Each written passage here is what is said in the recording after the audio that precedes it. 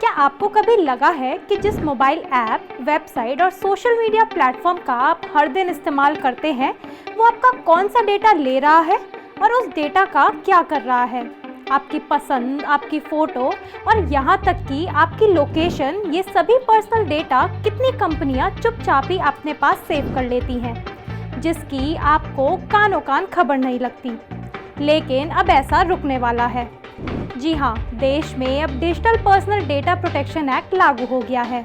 इस नियम के तहत अब कंपनियों को यूजर्स का डेटा इकट्ठा करने और उसे मैनेज करने को लेकर पूरी जानकारी देनी होगी। यानी यूजर्स को अब पता चल पाएगा कि कंपनियां उनका डेटा किस तरह से यूज कर रही है। अब सवाल ये है कि ये नया नियम आखिर है क्या और इसके आने से हमारी डिजिटल जिंदगी में क्या क्या बदलाव होंगे, चलिए जानते हैं इस वीडियो में। नमस्कार, मैं उमा कोठारी और आप देख रहे हैं खबर उत्तराखंड। भारत आज दुनिया के उन देशों में शामिल है जहां डेटा लीक और फिशिंग हमलों का खतरा सबसे तेजी से बढ़ रहा है। ताज़ा रिपोर्ट्स बताती हैं कि भारत फिशिंग अटैक्स में ग्लोबली टॉप 3 देशों में आता है, तो वहीं कुछ रिपोर्ट में इसे दूसरे नंबर पर भी रखा गया है। सिर्फ 2023 में ही भारत पर करीब 7.9 करोड़ साइबर अटैक हुए, जिनमें बड़ी हिस्सेदारी फिशिंग और डिजिटल फ्रॉड की थी। IBM और RBI की रिपोर्ट्स के अनुसार भारत में डेटा ब्रीच की लागत हर साल बढ़ रही है। 2024 में डेटा लीक का एवरेज नुकसान 195 करोड़ रुपए तक पहुंच गया, जो दिखाता है कि न सिर्फ डेटा चोरी हो रहा है, बल्कि उसका आर्थिक असर भी भारी है। डिजिटल पेमेंट्स, ई-कॉमर्स और सरकारी डेटाबेस के तेजी से बढ़ने के साथ भारत साइबर अपराधियों का सबसे बड़ा टारगेट बन चुका है और यही वजह है कि देश में डेटा प्राइवेसी को लेकर लगातार खतरा गहराता जा रहा है। इन्हीं सबको रोकने के लिए DPDP एक्ट यानी digital personal data protection bill लाया गया है। दरअसल digital personal data protection bill काफ़ी लंबे समय से डिले हो रहा था। 11 अगस्त 2023 में ये संसद में पास हो गया था, जिसके बाद अब 14 नवंबर को ये लागू हुआ है।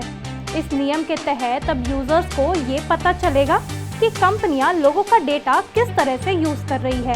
इसका मकसद यूजर्स के पर्सनल डेटा पर और भी ज़्यादा कंट्रोल देना है, साथ ही डिजिटल स्पेस में यूजर्स की प्राइवेसी को भी सुरक्षित रखना। आसान भाषा में समझें तो सरकार ने इस नियम के तहत 2 चीज़ें समझाई हैं। पहला है डेटा प्रिंसिपल और दूसरा है डेटा फिड्यूशरी।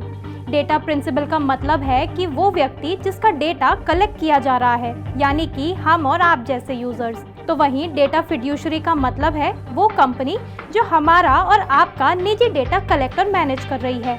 इस तरह से डेटा कलेक्शन और डेटा मैनेजमेंट तक को आसान और सुरक्षित किया गया है।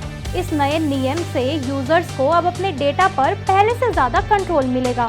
सरकार ने इस नियम के तहत ये साफ किया है कि कोई भी सरकारी विभाग या फिर प्राइवेट कंपनी जैसे social media apps, website, channel या कोई ऑनलाइन प्लेटफॉर्म आदि अगर आपका डेटा यूज़ कर रहे हैं, तो उन्हें ये आपको बताना होगा कि वो आपका कौन सा डेटा ले रहे हैं और उसे किस जगह इस्तेमाल कर रहे हैं।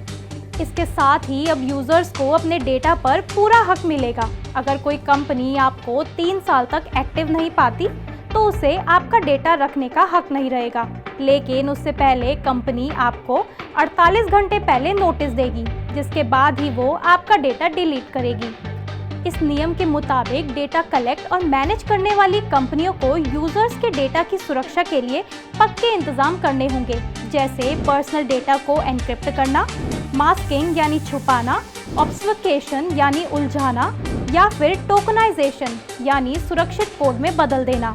अगर किसी भी वजह से डेटा लीक हो जाता है, तो इस नियम के तहत कंपनी को 72 घंटे के अंदर यूजर्स को बताना होगा कि क्या हुआ है, लीक होने पर उन्हें इससे क्या खतरा होगा, कंपनी द्वारा लीक हुए डेटा पर क्या कदम उठाए गए हैं और ज़रूरत पड़ने पर किससे संपर्क करना पड़ सकता है। इसके साथ ही नाबालिगों के डेटा को लेकर भी ये नियम बनाए गए हैं। इस नियम के तहत 18 साल से कम उम्र के बच्चों के लिए भी खास नियम बनाए गए हैं। अगर किसी भी कंपनी को नाबालिगों का डेटा इकट्ठा या फिर इस्तेमाल करना है, तो इसके लिए उन्हें पहले बच्चों के माता पिता की सहमति लेनी होगी। साथ ही कंपनी को ये भी सुनिश्चित करना होगा कि अनुमति देने वाला असल में बच्चे का माता पिता या गार्जियन है। इसके लिए उन्हें वेरीफाइड वर्चुअल टोकन का इस्तेमाल करना होगा। नए नियम लागू होने के बाद कंपनी पेरेंट्स की पहचान और उम्र सही तरीके से वेरीफाई किए बिना किसी बच्चे का डेटा कलेक्ट या मैनेज नहीं कर पाएगी। सरकार ने भले ही ये नियम लागू कर दिया है, लेकिन इसके सभी नियम तुरंत ही लागू नहीं हुए हैं। कुछ हैं जो लागू हो गए हैं, कुछ 1 साल बाद लागू होंगे, तो वहीं कुछ 18 महीने बाद लागू किए जाएंगे। यानी सरकार ने कंपनियों को नए नियमों का पूरी तरह से पालन करने के लिए 12 से 18 महीने का समय दिया है, ताकि वो अपने सिस्टम और प्रोसेस को नए नियमों के हिसाब से ढाल लें। यानी डिजिटल प्राइवेसी का ये नियम 2027 के मई तक पूरी तरह से लागू हो जाएगा। ऐसे में इस नियम पर आपकी क्या राय है, हमें कमेंट कर ज़रूर बताएं।